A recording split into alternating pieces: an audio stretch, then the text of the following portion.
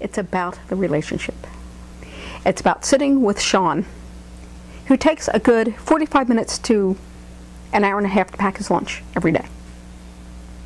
And it becomes sitting on the front porch with Diane and watching the cars go by.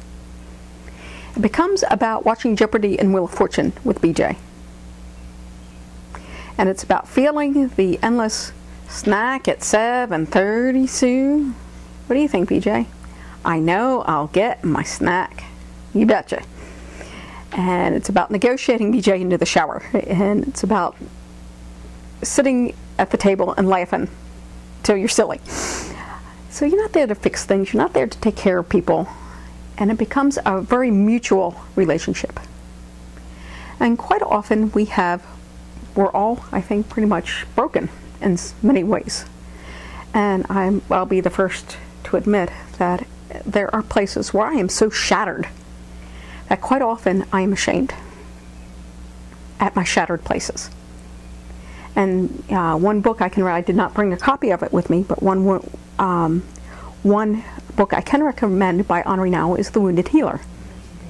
That within our own brokenness, that's where true compassion comes from. And when we can treat our own brokenness and the brokenness of the other, then that's where the true mutual relationship begins. And I was just reading a book the other day called about the spirituality of imperfection. And it was really a book about storytelling and about how stories can transform our lives. And the author just happened to quote Jean Vanier, who was telling a story about a friend of his who is so severely disabled that quite often it manifests in behaviors that can be quite disturbing. So people that don't know this young man, whether they're out in public somewhere, and people who don't know this man can be really put off. You know, there's a lot of shouting, a lot of flailing, and inappropriate comments, and this, that, and the other. But what he was suggesting is that when you're working alongside of someone who has a disability, and in fact it becomes a way to handle your own vulnerabilities without becoming angry and embittered. You know, for what that's worth. And so quite often what L'Arche becomes a way, and how it becomes the gospel in action, so to speak, is it becomes a way of walking amongst a marginalized population.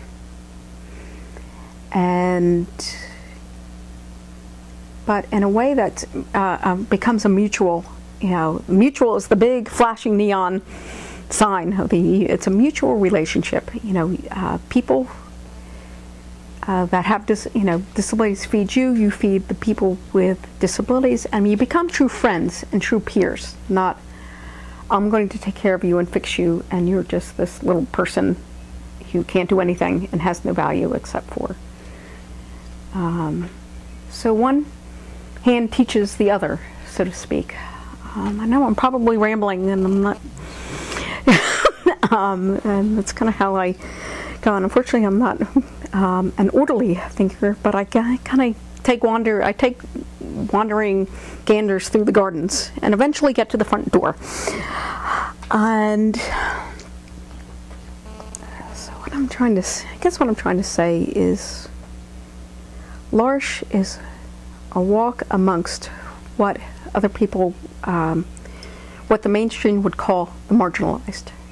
But in its own funny way, we become transformed, in a way. Yes, we become transformed ourselves, and we are healed in some way. And when we can see the intrinsic value and the intrinsic beauty of every single person and every single person has capabilities, and every single person can do something. And you know, sometimes the trick can be knowing when somebody's snowballing you, and knowing when somebody truly cannot do something, and knowing when to back off. But it's about encouraging independence. And so that people can have that satisfaction of, everyone can have the satisfaction of, yes, I can do for myself. And I have a friend named Debbie who is very proud whenever she learns to do something. She comes from a background, she was a single child and with, quite frankly, an abusive background. She was not permitted to learn how to do anything for herself. Her parents did everything for her, from the laundry to the cooking to the don't touch this, you'll do it wrong, don't do that, you will never get it right, just let me do it, it's faster. That's kind of the environment she kind of grew up in, so that when she came to L'Arche and she was able to learn how to do her own laundry, that was her first thing she learned. It took her 6 months to learn how to do her laundry. But the satisfaction she got from learning how to do that was tremendous. And at first she was fearful because she had been said, oh, you can't do your laundry, don't touch the machines, you'll just break them. To like, yes, it's okay for you to touch. It's okay for you to touch the machines. If they break, we'll fix them. It's okay. And so that little things become a major, can take on importance and can take on value. Things that, like taking a walk or learning how to do your laundry or stirring a pot. I have a friend named Billy who loved to cook, and that meant stirring the pots. And of course I had to make sure the gas was turned off before he did, but he got a lot of satisfaction from cooking. And one day we decided to make ginger chicken together, and that's what we did. So I had Billy decided, hey, Billy can put the ginger on the chicken. And of course the gas was off at the stove, and we were really having a fun time. Well, I looked away for a split second. Honest to God, the whole container of ginger ended up in the chicken. It had to be the worst chicken we ever ate. Honest to God. It was terrible chicken. But did we have fun making the chicken together? Yes. Did Billy get some kind of satisfaction? And he was so, Sue, I did it, Sue.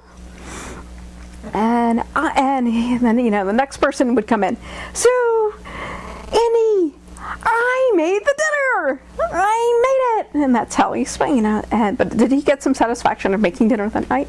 Yes. Did that make eating a horrible dinner ever worth it? Absolutely. Absolutely. Flipping yay.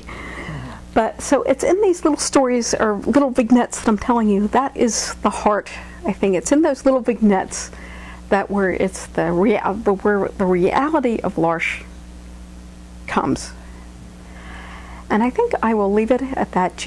Billy is also Jewish, and I will take him to synagogue. I've taken him to synagogue every once in a while, and he will go to introduce himself, and I'll say, I'm Billy. I'm Jewish. And then one day so every time he introduced himself to the cantor, he was really fabulous, and so he and he never remembers, but that's okay because he enjoys being there, and and he is transformed by being around his heritage. So he introduces himself to the cantor every single time. I'm Billy. I'm Jewish. And the cantor always says, you know what? So am I. Really? Wow, what do you know about that? So, he's Jewish. And yes, Billy, he is. Wow, that's great. Good. And so it's in these little things, and it's those little pieces of life that is where L'Arche is. And I hope this is helpful. Probably not a whole lot.